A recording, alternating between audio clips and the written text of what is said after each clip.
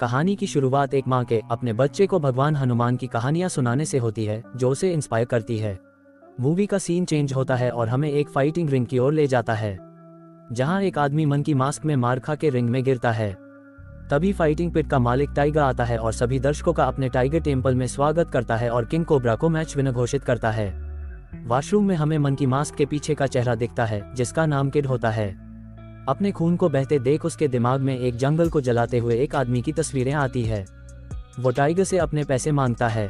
Tiger उसे आधे पैसे देता है और उसके पूछने पर कि ये आधे क्यों है, तो टाइगर उसे बोलता है कि रिंग में उसका खून नहीं बहा और अगर उसे ज्यादा पैसे कमाने हैं तो उसे अपना खून ज्यादा बहाना होगा और ब्लीड बोनस कमाना होगा। टीवी पर बाबा शक्ति नाम का एक गुरु, जो कि गरीबी में जन्मा पर अब गरीब नहीं रहा, वो एक स्टेटमेंट देता है कि अगर कोई सच्चे दिल से इंडिया के लिए काम करेगा तो वो आने वाले इलेक्शन में उसे सपोर्ट करेगा। तभी एक बच्चा किड के पास आता है और उसे कुछ पैसों के बदले एक फोन में क्वीनी कपूर की फोटोज, वीडियोस और इन्फॉर्मेशन देता है और उसे बताता है कि वो कल सुबह कैफे डी इटालिया में कॉफी पीने आएगी। अगले दिन एक भिखारी उसी कैफे में उसका पर्स चुरा लेता है और वो पर्स घूम फिर के अलग अलग लोगों से होता हुआ आखिर में किड के पास पहुंचता है। किड सीधा क्वीनी के ऑफिस में जाता है, जहां वो एक फैंसी रेस्टोरेंट के पीछे एक लग्जरी ब्रोथॉल चलाती है। किड उसे उसका पर्स वापस देता है। उसके पूछने पर कि वो पर्स उसे कहां से मिला, तो वो बताता है कि दो लोग इस पर्स के लिए लड़ रहे थे, वहां से उसे ये पर्स मिला और पर्स के अंदर से यहाँ का एड्रेस। वो उसे कुछ पैसे देती है और जाने को बोलती है, पर किड उसे बोलता है कि उसे पैसे नहीं, काम चाहिए।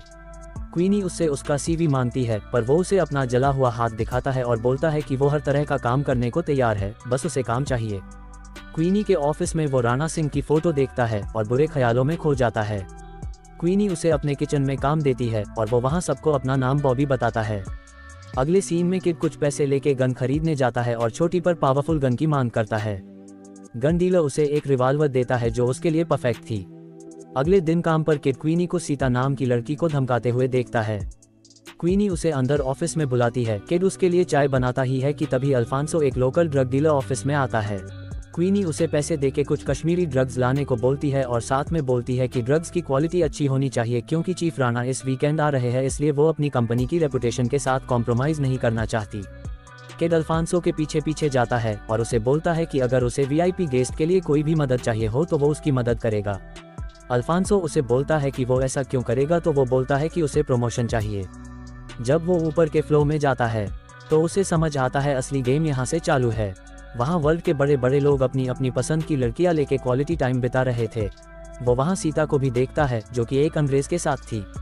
वो आदमी उसके प्राइवेट जगह हाथ लगा रहा होता है और वो मना कर रही होती है, जिसे देख के उसकी आंखों के आगे उसकी माँ की कुछ यादें आती है और वो वहाँ से बाहर चला जाता है। बाहर वो आवारा कुत्ते को देखता है और उसे कुछ खाने को देता है। तभी सीता भी वहां आती है और उसे सलाह देती है कि अगर वो कच्चे दिल वाला है तो उसे ये नौकरी छोड़ देनी चाहिए, और साथ ही बोलती है कि आवारा कुत्ते को खाना मत खिलाओ, क्योंकि ऐसा करने से वो इस उम्मीद से दिल्ली वहां खाने की तलाश में आएगा। किड उस कुत्ते को दिल्ली खाना खिलाता है, क्योंकि वो सिक्योरिटी की नजर में बिना आए आराम से उस एरिया तक आ सकता है जहाँ बिना चेकिंग के नहीं जाने दिया जाता। कुछ दिनों बाद किड उस डॉग को खाने के लिए बुलाता है, पर इस बार उसके गले में किड की रिवॉल्वर थी। किड को एक फ्लो और ऊपर ले जाया जाता है, जहां सभी एलीट लोग होते हैं और राणा भी वही था। राणा सभी के सामने अल्फांसो का मजाक बनाता है और फिर उसे उसके लिए ड्रग्स लाने को बोलता है। किड तुरंत उसे ड्रग्स की एक शीशी देता है, जिसमें उसने थोड़ी ब्लीच पाउडर मिला दी थी, जिसकी वजह से राणा जब वो ड्रग लेता है उसकी नाक से खून निकल जाता है और वो बाथरूम की ओर भागता है। बाथरूम में जब वो अपनी नाक से खून बंद करने का ट्राई कर रहा होता है तो किड उस पर बंदूक रख देता है और उनके बीच घमासान फाइट चालू हो जाती है। पर राणा को मारने की ये कोशिश फेल हो जाती है और किड उस बिल्डिंग से बाहर निकलने के लिए स्ट्रगल करता है। आखिरकार वो अल्फांसो के सुपरचार्ज टुक-टुक में भागता है और पुलिस उसके पीछे पड़ जाती है, पर किड का एक्सीडेंट हो जाता है और आखिर में उसे गिरफ्तार कर लिया जाता है। थोड़ी देर बाद उसकी आंख पुलिस वैन में खुलती है, जहां वो अंदर सभी पुलिस वालों को पीटता है और वहां से जान बचाता हुआ एक कोठे में जा पहुंचता है। पर तभी कोठे का मालिक उसके पीछे कुल्हाड़ी लेके पड़ जाता है और पुलिस भी तब तक वहां आ जाती है। किड जान बचाने के लिए छतों में भागता है, पर एक गोली लगने से नाले में गिर जाता है। किड की आंख अर्धनारीश्वर नाम के लोकल मंदिर में खुलती है। वहां अल्फा नाम का एक हिजड़ा जो मंदिर की भी देखभाल करता है और साथ ही हिजड़ा कम्युनिटी का सरदार है। वो बताता है मंदिर और उनकी कम्युनिटी को बाबा के बढ़ते राजनीतिक आंदोलन द्वारा टारगेट किया जा रहा है। अल्फा उसे बताता है कि उसको हर जगह ढूंढा जा रहा है।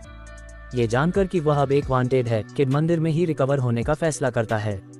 अल्फा एक पेड़ की जड़ी बूटी का पाउडर बना के उसके चेहरे पर फूंकता है। जिससे वो एक भ्रम में चले जाता है और अल्फा उसको गाइड करता है, जिसमें वह अपनी छाती फाड़ देता है और अपनी माँ की मौत को आखिरी बार याद करता है। हमें पता चलता है कि किड की मां नीला ने राणा को कुछ अपशब्द बोल दिए थे जब राणा पहली बार जंगल के बीच बसा गांव खाली करवाने का नोटिस लेके आया था। एक रात राणा गांव में हमला करता है और किड की नज़र गाड़ी में बैठे बाबा शक्ति में भी पड़ती है। तभी किड घर में जाता है और नीला उसे ऊपर जाके छुपने को बोलती है। तभी राणा वहां आता है और उससे अपने अपमान का बदला लेने के लिए उसकी इज्जत में हाथ डालता है, पर नीला ने उस पर चाकू से हमला किया और उसका कान काट दिया। राणा ने गुस्से में नीला के साथ साथ पूरे घर में आग लगा दी और अपनी मां को बचाने के चक्कर में किड के हाथ जल गए। तभी एक न्यूज़ क्लिप से पता चलता है कि बाबा शक्ति ने अपनी एक फैक्ट्री बनाने के लिए उस गांव को हटाने के लिए राणा को काम पर रखा था। अब एक नए पर्पस के साथ किड हिजड़ों से लड़ने की ट्रेनिंग लेता है और साथ ही उन सभी लोगों के लिए भी लड़ना शुरू कर देता है जो राणा और बाबा शक्ति के अत्याचारों का शिकार हुए थे। तभी अल्फा उसे बताता है कि वो भी पहले कभी योद्धा हुआ करते थे, पर टाइम के साथ साथ उनकी हालत ऐसी हो गई है। दूसरी ओर बाबा शक्ति एक पॉलिटिकल पार्टी को सपोर्ट करने के लिए आगे आता है और लोगों को उसे ही वोट देने के लिए बोलता है। एक दिन अल्फा के एक आदमी को मंदिर खाली कराने आए कुछ गुंडों ने बुरी तरह मारा, जिससे उसकी मौत हो गई। किड उन सभी को ये बात करते हुए सुनता है कि उनके पास उतने पैसे नहीं कि वो उन लोगों को शांत कर सके। तभी किड खुद पर एक बड़ा दांव लगाते हुए टाइगर टेम्पल में लड़ने के लिए लौटता है। वह टाइगर के सभी फाइटरों को आसानी से निपटा देता है और अल्फा के मंदिर को बचाने के लिए काफी पैसा इकट्ठा कर लेता है। वो बैग में अल्फा के लिए नोट छोड़ता है जिसमें लिखा होता है कि ये याद रखने का टाइम है कि वो कौन थे।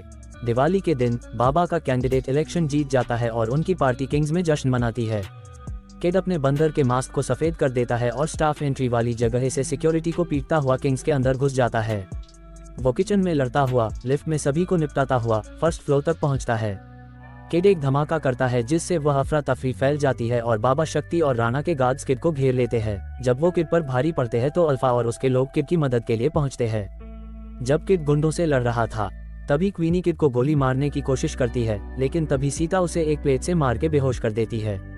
पेंट हाउस तक पहुंचने के लिए क्वीनी के कटे हुए अंगूठे का इस्तेमाल करते हुए किड राणा का सामना करता है और उसे आसानी से हाथापाई में पीट पीट कर मार डालता है।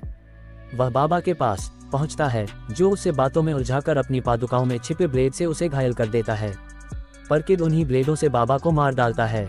आखिरकार अपनी मां की मौत का बदला लेने के बाद किड अपनी मां नीला और हनुमान जी के प्रति अपनी भक्ति को याद करते हुए बेहोश हो जाता है।